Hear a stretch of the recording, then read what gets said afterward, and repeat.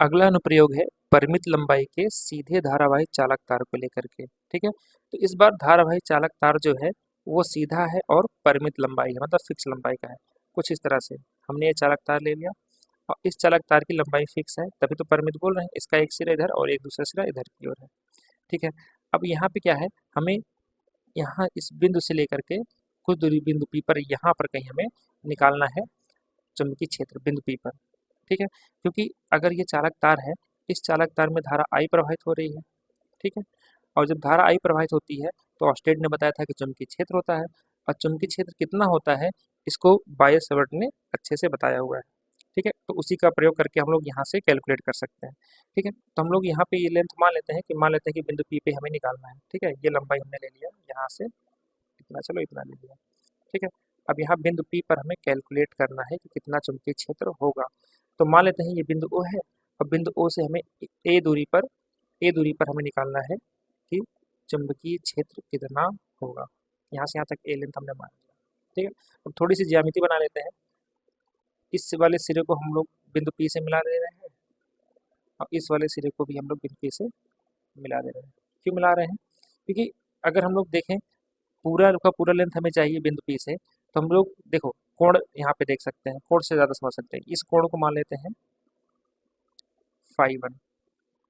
ठीक है, ये φ1 क्या है, जब बिंदु पी से देखेंगे तो हमें इतना कोण अपनी आंखों को घुमाना पड़ेगा, अपने सिर को इतना घुमाना पड़ेगा कि ये वाली लंबाई दिख सके, है ना। जब हम लोग सीधा होंगे तो ये बिंदुओं पे होगा।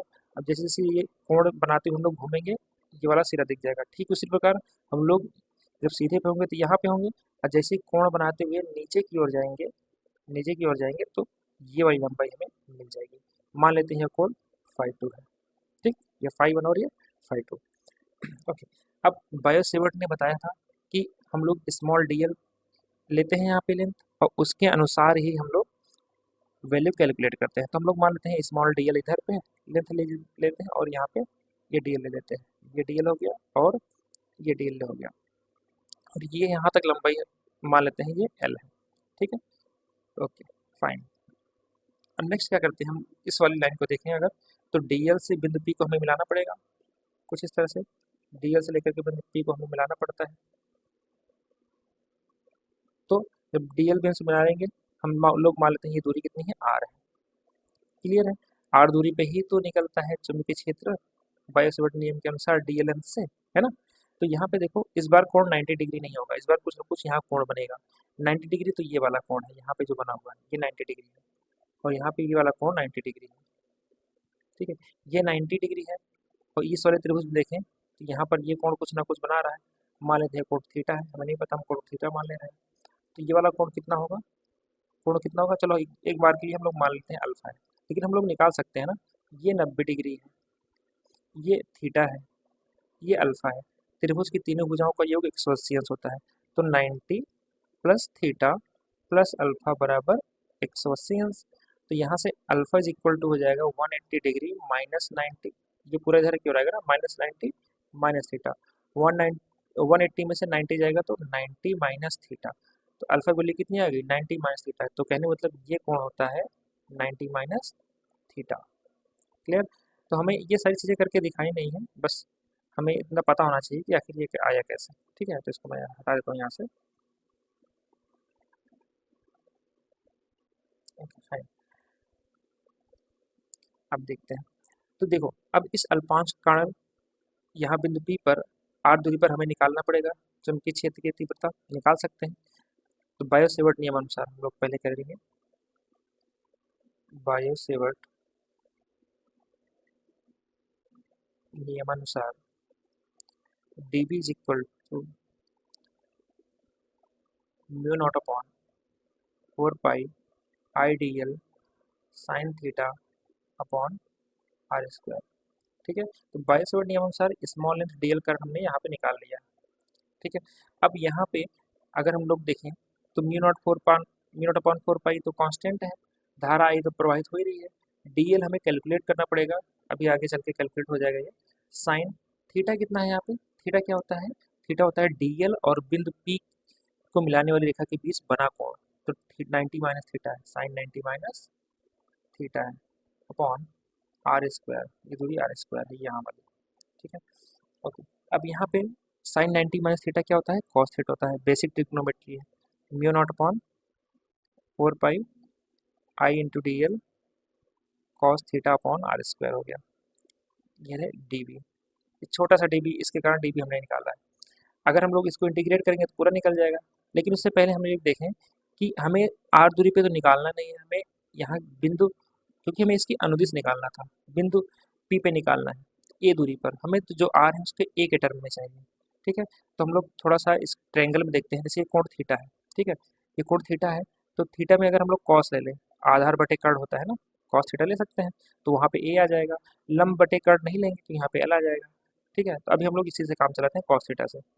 ठीक है, क्योंकि कॉस थीटा बराबर होता है आधार बटे कर्ण। ये देखो लाल बटे कक्का से याद किया होगा आप लोगों ने, ये होता है साइन, ये होता है कॉस, ये होता है टेन, कॉट से कॉसेक। ठीक है, तो साइन होता है लंब बटे कर्ण, कॉस होता है आधार बटे कर्ण, और टेन होता है लंब बटे आधार। तो यहाँ पे कॉस थीटा हो गया आधार बटे कर्ण। अब यहाँ पे देखो, थीटा के सामने वाली भुजा होती है लंब, ये हो गया आधार और ये हो गया कर्ण। तो यहाँ पे आधार कितना है, ए है, और कर्ण कितना है, आर है। यहाँ हो जाएगा ए अपॉन आर। तो हमें आर बराबर यहाँ पे निकाल सकते हैं, देखो आर तिरछा गुणा होगा इधर जाएगा, और कॉस इसके नीचे आ जाएगा, ए अपॉन कॉस थीटा हो गया। ठीक है, और इसी तरह से क्योंकि टेन थीटा होता है, टेन थीटा भी निकाल लेते हैं, लंब बटे आधार होता है, टेन थीटा बराबर लंब बटे आधार। अब सामने वाली भुजा लंब है, इसकी लंबाई हमने एल माना हुआ है, आधार कितना हो गया, देखो ए हो गया। ठीक है, तो यहाँ से एल बराबर कितना हो जाएगा, ये देखो गुणा हो जाएगा यहाँ पे जाकर के, एल बराबर हो जाएगा ए टेन थीटा, इतना हो गया। अब यहाँ से हमें डीएल निकाल सकते हैं, डीएल हम लोग कैलकुलेट कर सकते हैं जब हम लोग इसका कर दें अवकलन, डिफ्रेंसिएशन, है ना। तो यहाँ पे फंक्शन थीटा है, थीटा के सापेक्ष करते हैं, थीटा के सापेक्ष अवकलन करने पर अवकलन कर देते हैं, तो D L upon D theta बराबर ए, टेन थीटा का अवकलन होता है सेक स्क्वायर थीटा। ठीक है, ये बेसिक अवकलन है, अगर आपको नहीं पता है तो एक अलग से वीडियो बना दिया जाएगा अवकलन संबंधित जानकारी के लिए। ठीक है, तो डी एल बराबर हो जाएगा यहाँ से ए सेक स्क्वायर थीटा, इधर जा करके ये हो जाएगा डी थीटा, तो ये डी एल निकल गया। चलो इसको हम लोग समीकरण एक नाम देते हैं। अब समीकरण एक से, ठीक है, समीकरण एक से डी बी बराबर हो जाएगा mu naught upon 4 pi I into d l, d l value कितनी है, a sec square theta d theta, उसके बाद क्या बचा है कॉस थीटा, यहाँ पे कॉस थीटा लिख देते हैं, divide by r square, r की वैल्यू कितनी है, आर की वैल्यू है ए अपॉन कॉस थीटा, यहाँ पे लिख देते हैं ए अपॉन कॉस थीटा का होल स्क्वायर। देखो वैसे भी 1 अपॉन कॉस क्या होता है, सेक होता है, पता है ना ये चीज़। Mu naught upon 4 pi I a sec square theta d theta cos theta upon a square. अच्छा, ये होगा ए स्क्वायर बटे कॉस स्क्वायर थीटा, और कॉस स्क्वायर थीटा क्या होता है, एक बटे कॉस स्क्वायर थीटा होता है सेक स्क्वायर थीटा, ये सेक स्क्वायर थीटा हमने लिख दिया। ठीक है, अब ये देखो ये सेक स्क्वायर थीटा और ये सेक स्क्वायर थीटा कैंसिल हो गया, ये ए है इसका स्क्वायर कैंसिल हो गया, तो क्या बचा mu naught upon 4 pi I upon a cos theta d theta, यहाँ पे हो गया डी बी। ओके फाइन, तो ये है छोटा सा चुंबकीय क्षेत्र d B, small length d l कारण। हमें पता है कि ये सारे डी एल मिल करके जब हम लोग जोड़ दें तो पूरा पूरा एक परिमित लंबाई का मिल जाएगा, है कि नहीं। अब इसी डी एल को हमें क्या करना पड़ेगा, इंटीग्रेट करना पड़ेगा, समाकलन करना पड़ेगा। समाकलन का मतलब ही होता है जोड़। ठीक है, तो हम लोग क्या करेंगे, इंटीग्रेशन कर देंगे, d B integration of mu naught upon 4 pi I upon a cos theta d theta. अब समाकलन का रूल क्या है कि जो डेरिवेटिव का बगल होता है वही इसके साथ रहेगा, फंक्शन के अंदर वही रहेगा, बाकी सब कांस्टेंट बन के बाहर हो जाएंगे। तो थीटा वाला फंक्शन है कॉस, ये अंदर रहेगा, बाकी ये सब के सब बाहर। ठीक है, ओके। यहाँ पे इसके साथ साथ एक चीज़ और देख सकते हैं, यहाँ पे हमें रेंज लिखनी होती है, यहाँ पर कहाँ से कहाँ तक हमें समाकलन करना है यहाँ पे भी देखना होगा। देखो चूंकि परिमित लंबाई है, ये लंबाई यहाँ से यहाँ तक है, हमें पता है कि अगर हम लोग ये कोण φ1 नीचे कोण φ2, तो अगर इन दोनों को कोण को जोड़ दिया जाए या फिर यहाँ से यहाँ तक देख लिया जाए तो ये पूरी की पूरी लंबाई कवर हो जाएगी, है ना। जब हम अपना सिर नीचे की ओर रखेंगे, ऐसे करके नीचे की ओर रखेंगे, यहाँ से देखिए अगर बिंदु पी से देखेंगे तो नीचे की ओर रखेंगे ऐसे सिर, फिर ऊपर की ओर जाएंगे, है ना। तो कोण कितना घूम जाएगा, five two plus five one, ये तो होगा फाइव टू प्लस फाइव, तो फाइव टू से फाइव वन तक जाना पड़ेगा। अब ये देखो, ये एक रेफरेंस पॉइंट है बी वाला, है ना। नीचे की ओर कैसा होता है, ऋणात्मक होता है, ऊपर की ओर क्या होता है, धनात्मक। तो फाइव टू क्या है, ऋणात्मक है, और फाइव वन क्या है, धनात्मक है। ठीक है, तो वैल्यू कहाँ से लेंगे हम लोग, कि माइनस फाइव टू से लेकर के फाइव वन तक हमें लेना होगा। ठीक है, अब क्या करेंगे हम लोग, इसको इंटीग्रेट करना है, पहले कांस्टेंट को बाहर रख दो, mu naught upon four pi I upon a integration of cos theta d theta, और यहाँ कहाँ से कहाँ तक करना है, फाइव टू से लेकर के फाइव वन तक। ठीक है, अब आगे सॉल्व कर लेते हैं।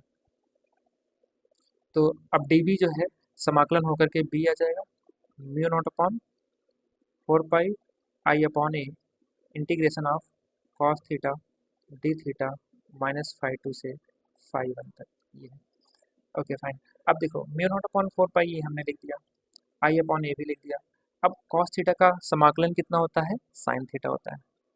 ठीक है, जब भी कॉस थीटा का हमें समाकलन पूछा जाए तो इसका होता है साइन थीटा। ठीक है, और साइन थीटा का अगर हमें समाकलन करना हो तो होता है माइनस का कॉस थीटा। ये बेसिक है, ये पता होना चाहिए। ठीक है, ओके फाइन। तो अब यहाँ से क्या कर सकते हैं हम लोग, कॉस थीटा का समाकलन करने पे कितना आएगा, साइन थीटा। ठीक है, अब कहाँ से कहाँ तक लिमिट है, माइनस फाइव टू से लेकर के फाइव वन। अब यहाँ पे वैल्यू फाइव वन और फाइव टू रखा है, upper limit minus lower limit, ये रूल होता है। वैल्यू रख दो, जहाँ पे थीटा है वहीं पे वैल्यू रखनी होती है। जैसे ये 30 डिग्री होता है, हम लोग थीटा की जगह 30 डिग्री रखते हैं।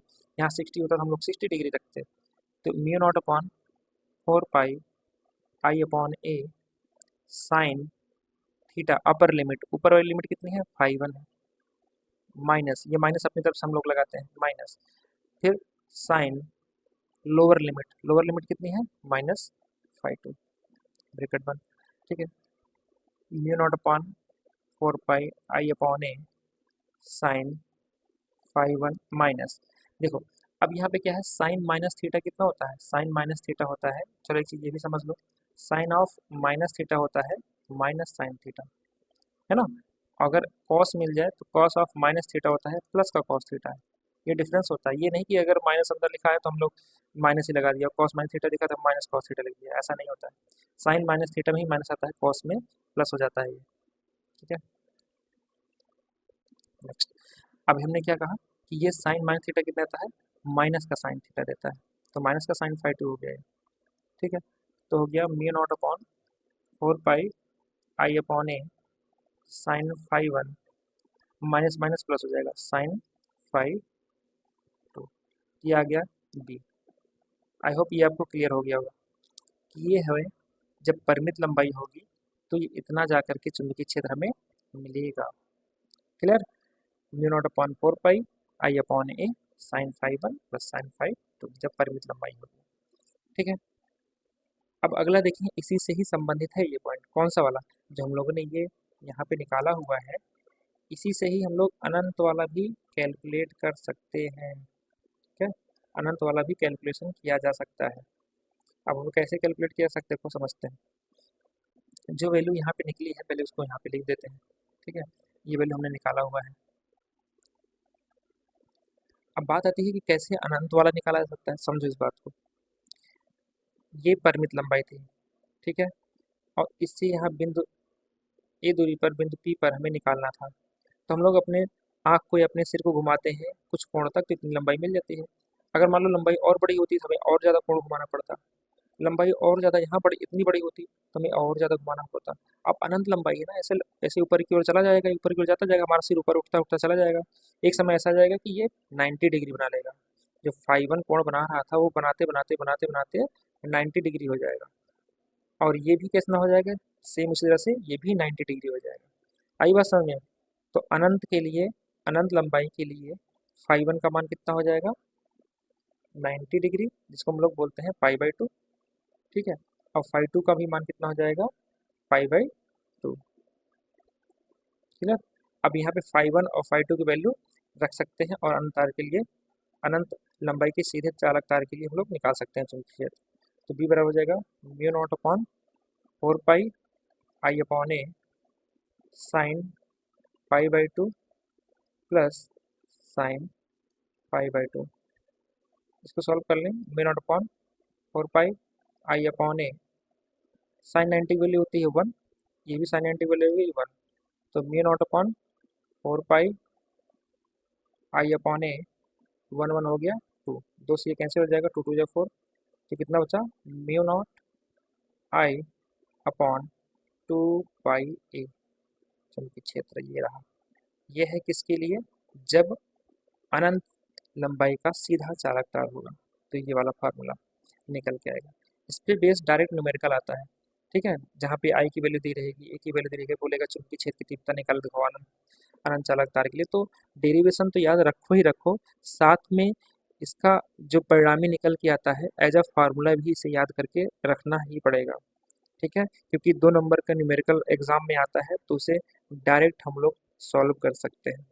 बाकी अगर कोई डेरिवेशन में कहीं पे भी दिक्कत आ रही है तो आप वीडियो को बार बार देखें, आपको पुनः समझ में आ जाएगा। अगर फिर भी नहीं समझ में आता है तो आप कमेंट बॉक्स में कमेंट करिए कि आपको कहाँ पे दिक्कत आ रही है, उसको फिर से समझाने का प्रयास किया जाएगा। धन्यवाद।